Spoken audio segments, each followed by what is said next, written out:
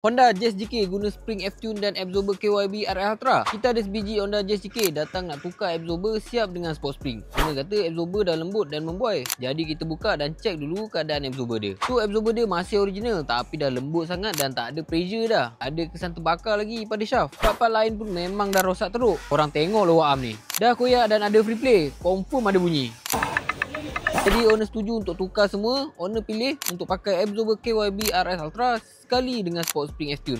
Ni beza ketinggian spring F-Tune dengan standard. Rendah sikit dari standard. Tukar sekali part-part macam mounting, bush, bearing, damper, link dan sekali dengan lower arm ni. Semualah baru. So jom kita pasang dulu. Inilah hasilnya. Ketinggian tayar depan 2 jari lebih dan tayar belakang 3 jari. Dengan saiz tayar 195/55/15. Nampak smart kan? Tapi masih selesa dan sesuai untuk daily use. Jadi untuk korang yang nak buat macam ni, jom dapatkan sekarang. Apa pun jangan lupa follow dulu akaun Mr. Absorber HQ. Jom pandu kereta lama seperti baru. Ciao.